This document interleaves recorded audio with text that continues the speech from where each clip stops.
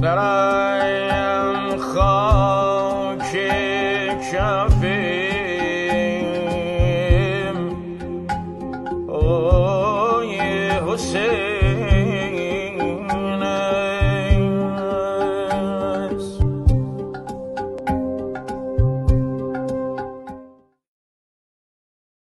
جناب آقای رامی بزرگوار، فرض کنید یک روز خسته و کوفته از یک روز پرچالش میرید خونه، در خونه رو براتون نوه‌تون لنای عزیز باز میکنه و میفته بغلتون و میگه آقا جون مهمون داریم. وقتی شما میپرسید که مهمون کیه، دست با شکسته بهتون میگه 2 آقا مهمون شما. خانمتون میاد جلو بهتون میگه که آقا امام حسین و حضرت عباس داخل پذیرایی نشستن و منتظر شما هستند. شما میرید داخل حال و این 2 بزرگوار رو میبینید.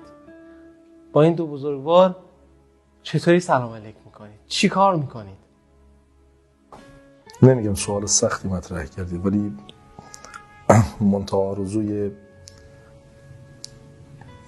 آرزوی شیعه همینه، دیدار روح امامش، اونم امامی که ما سرشت ما یا در واقع اون همه اون دوران شیرخوارگی و طفولیت و نوحالی و نوجوانی تا الان ما با این نام عجین شده.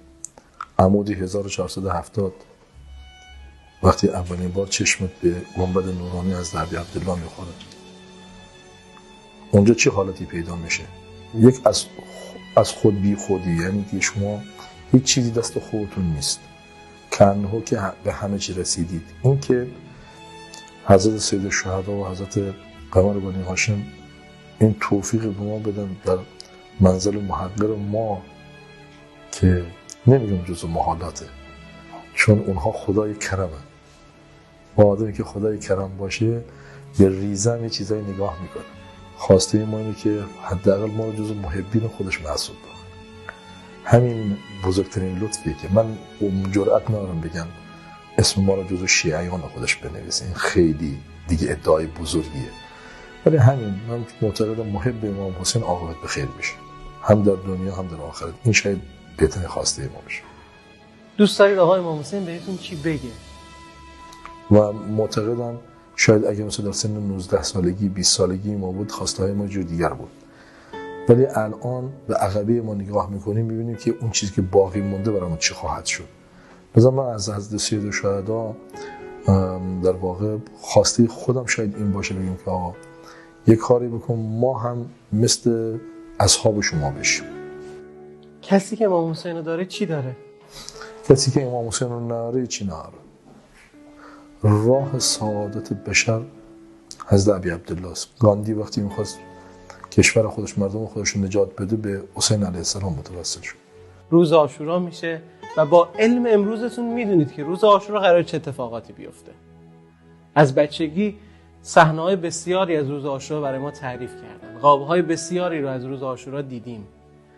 به شما روز عاشورا میگه که آقا عباس هر کجای این دشت نینوا میخوای باشی، کنار هر کدوم از شخصیت‌های روز عاشورا میخوای باشی، میتونی بری و باشی. شما دوست دارید کجا باشید؟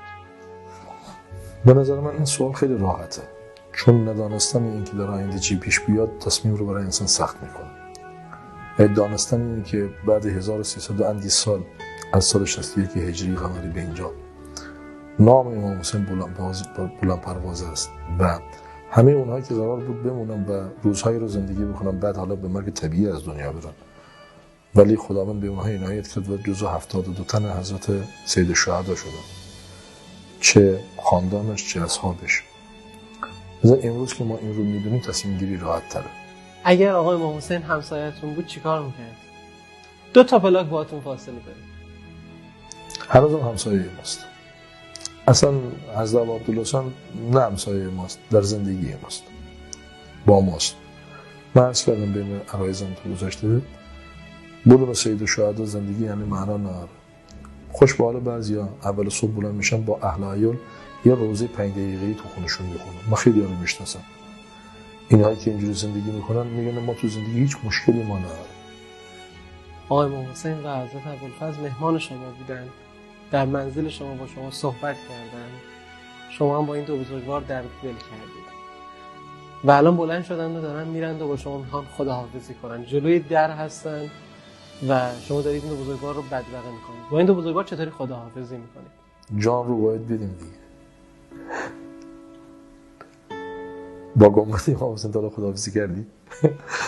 مثلا ساعتی آدم اونجا بمونه، نه روزایی تو اربعین حسینی تو موکب امام حسین یه نوکری بکنی، یه زیارت عادی از اون نوکری.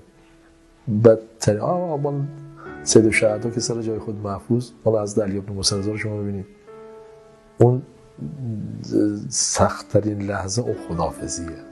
قدیمی ها میگفتن اون دعای ودا رو نخونی، حالا یه رسمی بین خودشون چون به خاطر اینکه خداوند تبارک و تعالی سرشت ما رو با اینا آفریده و خوش به حال ماها، و لذا کسی خواهد سرشت خوش فاصله بگیره خیلی سخته و جانکاست. اصلا واقعا به نظر من از تصور خارج شده نیست اینا.